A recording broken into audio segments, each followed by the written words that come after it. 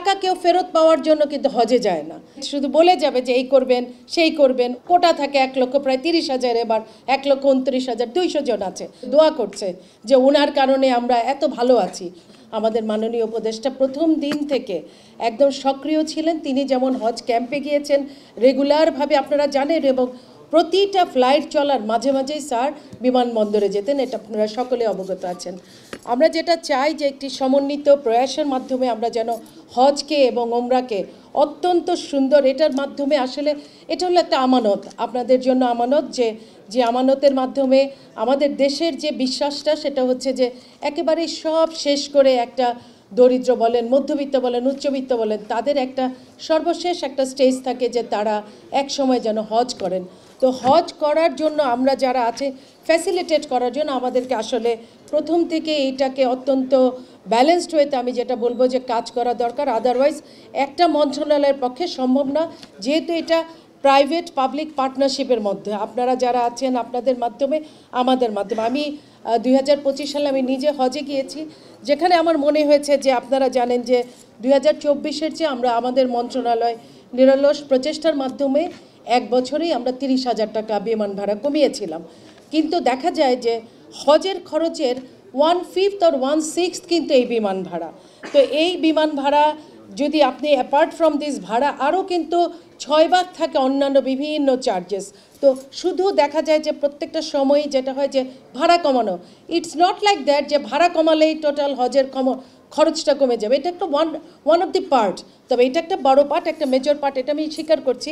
আমরা চেষ্টা করব আমাদের মাননীয় উপদেষ্টা মহোদয় এবং বাংলাদেশ বিমান ফ্লাইনাস অ্যান্ড সৌদি এয়ারলাইন্স আমরা প্রত্যেকে শুরুতেই বসবো যে কোন কোন সেক্টরে কোন কোন জায়গায় আরও কমানোর সুযোগ আছে কিনা, কারণ প্রতিটা জিনিস ঊর্ধ্বগতি থাকে। দেখা যাবে যে এবারে আমি জানি না, প্যাকেজ ঘোষণা হলে আমরা বুঝতে পারবো যে প্যাকেজ আগের চেয়ে বেড়েছে না কমেছে।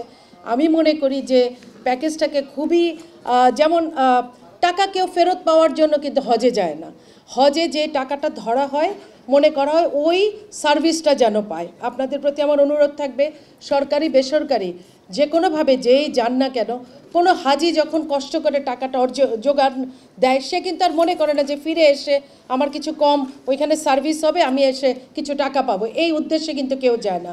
সুতরাং আপনারা শুরু থেকেই যে কী পরিমাণ প্যাকেজটা দরকার, আরও কিভাবে সুন্দর করে, যেমন মিনা আরাফায় একজন হাজি একেবারেই নিরুপায় কিন্তু থাকে।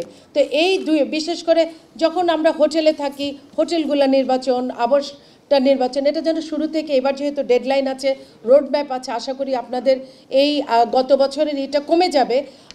গত বছরের মতো শেষ মুহূর্তে হবে না যে শেষ মুহূর্তে আমার ফ্লাইট ভারী ভাড়া একটা অসামঞ্জস্যতা তৈরি হয়, এটা নিশ্চয়ই এবার হবে না। আমরা শুরু থেকেই সবাই মিলে আমাদের মন্ত্রণালয়ের যতটুকু করণীয়, গতবার আমি নিজে হাবের সবাইকে, আমি যেহেতু প্রবাসী কল্যাণ মন্ত্রণালয়ে দীর্ঘদিন ছিলাম, recruiting agency, hub agency, travel agency, সবার সাথে আমার ওতপ্রোতভাবে একটা কাজ করা। আমি আপনাদেরকে বাইরের কেউ মনে করি না, আপনাদের দ্বারা অনেক মানুষের অনেক সার্ভিসে কর্মসংস্থান হয়, হজের মতো এত বড় একটা জায়গায় আপনারা কাজ করেন, আর এই দেশে ট্রাভেল এজেন্সি ছাড়া তো মানুষ ভ্রমণই করতে পারবে না।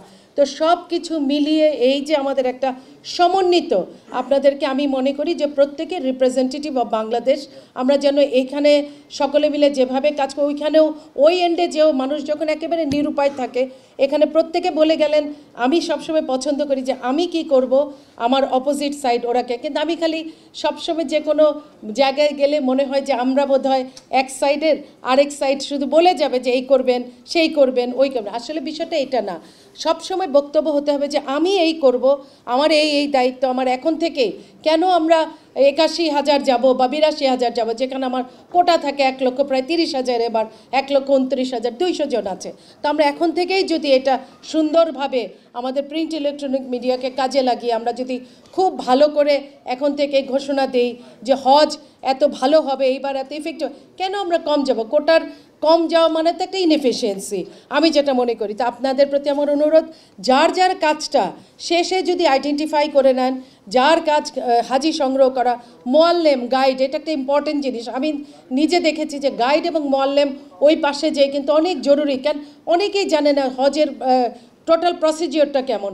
তো সেখানে গাইড নির্বাচন একটা বড় ভূমিকা রাখে, সেখানে মোয়াল্লেমের বিষয়, এই সবগুলি বিষয় যদি যার যার কাজগুলি শেষে সুষ্ঠুভাবে করেন, অনেকেই অনেক ভালো কাজ করেন। আমি ওখানে যে এমনও শুনেছি যে পবিত্র হারাম শরীফে বসে আপনাদেরই কোনো এজেন্সি সম্পর্কে দোয়া করছে যে ওনার কারণে আমরা এত ভালো আছি। তো এরকম প্রত্যেকেই হব।